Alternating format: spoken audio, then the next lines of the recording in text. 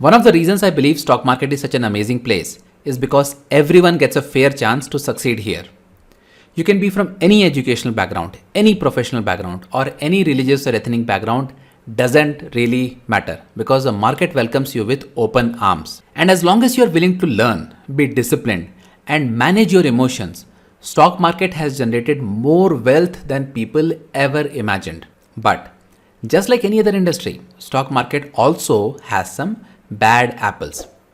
And although it is unpleasant to discuss these cases, it is very important to bring them to light in order to generate awareness among fellow investors so that they don't lose their hard earned money. We have done a couple of investor awareness videos in the past, so do check them out if you haven't already. Now, this video is our another attempt to generate investor awareness, not just about what one person did, but also about the TV channels that promote these unethical business practices. So let's start with the story of Hemant Ghai. Hemant Ghai was a very popular anchor on CNBC Awaaz news channel. I watched him a couple of times, a very young, charming anchor, quick on his feet, and had an aura of confidence around him. And because of his charming personality, he hosted many shows on CNBC Awaaz. And one of those shows was Stocks 2020. So as the name suggests, the show is structured like a T20 cricket match where there are two hosts, each one presenting his top 10 list of stocks for the day. Basically like having two teams trying to compete with each other, just instead of players, they have their respective stocks, right? So you get the idea. So this show is very popular even till date and airs during the prime time for the stock market audience. Now everything was going fine. Hemant was at the peak of his success until he became a little greedy. According to SEBI, Hemant started engaging in a manipulation scheme that people commonly call as pump and dump schemes. And the way he would do it was to buy all the stocks in advance that he was going to recommend the next day. Now the next day, he would go on his show and get his audience all excited about these stocks. And these guys can be really convincing. I mean, you really have to watch one of these shows to see what I'm talking about, because they will come up with their stats, they will come up with some kind of a story of why these stocks will rally today. So when their innocent audience listen to these guys talking with such a high conviction, they think that they have found an easy way to make money for the day. So what they do is they rush to buy these stocks that day. And because the show has a huge following, there are so many people who follow these recommendations that the sheer size of this demand pumps up the prices of these stocks. So what Hemant Ghai used to do was, as soon as these stocks went up, he would sell all these stocks at the high price the same day. And SEBI says that most of the time, Hemant would sell the stocks right at the opening itself, right? He would not even wait for 2 or 3 hours in a day. He would basically sell in the first half an hour itself. So basically what was going on here was a simple pump and dump scheme. Hemant used to buy the stocks, pump them up, and then dump them when they have rallied a bit. And the people who followed Hemant Ghai's recommendations, they bought these stocks only to see the stocks fall as Hemant would dump these stocks on them. So this was working out very well for him, and within a very short span of time, he made over 3 crore rupees by manipulating his audience. And by the way, this is not the first of its kind fraud. These pump and dump schemes are carried out regularly by stock tip providers and sometimes even by influential personalities. However, the way people usually do this kind of frauds is by buying the shares from some other broker or some another party that cannot be directly tied back to them. This way they can share the profits with that broker and there is very little chance of them getting caught. But greed makes you do really crazy things. We even saw this in the case of Harshad Mehta scandal. It seems to me that Hemant started the old-fashioned way, but at one point of time he became greedy and he thought that why share the profits with some other broker? Why not just buy the shares from my family's account? So what he started doing was buying these stocks from his mother's and his wife's accounts. Well, that led to his downfall because it was not very hard for SEBI to make that connection and to really figure out what Hemant Ghai was up to.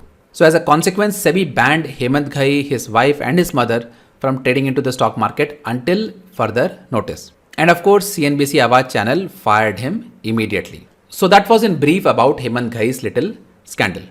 But now let me talk about the bigger problem. See, my bigger concern is not so much with what Hemant Ghai did. It is with the TV channels like CNBC Awaaz that promote shows like Stocks 2020. On the face of it, these shows look pretty harmless. But if you look a little closer, you will see the bitter truth.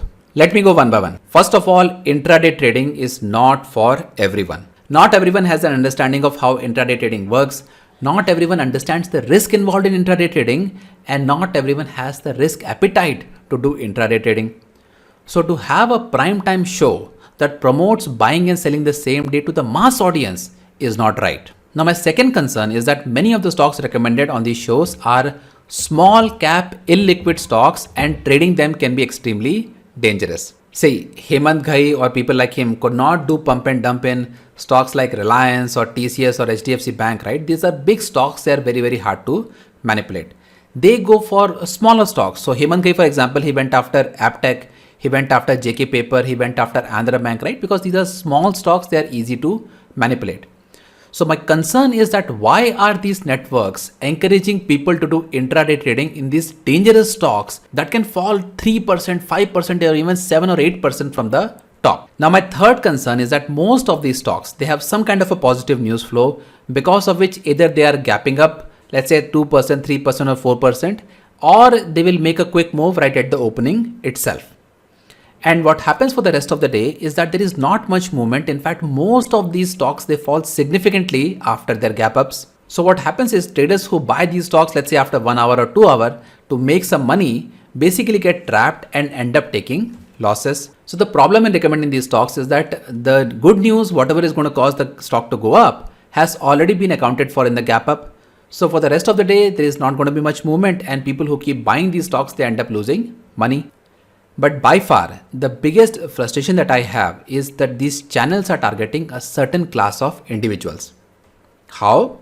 Let me explain with an example. CNBC operates two channels, CNBC TV 18 for the English speaking audience and CNBC Awaz for the Hindi speaking audience. Now CNBC TV 18, the English channel, they also have a similar show in the morning, but that show is much more measured, much more serious, no nonsense about T20 or such. They do give a list of top 10 stocks to watch, but they don't give any buy recommendation, they don't give any sell recommendation. They basically just talk about the news triggers in those stocks. But CNBC Awaz, the Hindi channel, has this animated nonsense kind of a show where they are playing cricket with investors' money. Do you see this difference? People watching the English channel are getting proper information, whereas people who are watching the Hindi channel are getting buying and selling recommendation. I think that this kind of a show design is not by accident. It has been done by very smart marketing people who know what they are doing. And I think that this kind of targeting is not only unethical, but also immoral. So what can we learn from all this? Well, number one, don't trade based on tips. Forget about which stocks people are asking you to buy or sell on TV or WhatsApp or Facebook or Telegram or whatever. Do your own research and don't look for shortcuts. There are no shortcuts for success in life and stock market is not any different. Number two, intraday trading is not for everyone. Just because it is on TV doesn't make it suitable for you. And number three, your only friend in the stock market is your knowledge. Learn investing, learn trading the right way and money will automatically come to you. But if you chase money by taking these shortcuts, you will neither have the knowledge nor the money. So guys, that was the message that I wanted to share with all of you. Let's spread this awareness among fellow investors and pledge not to fall for any of these stock recommendation frauds.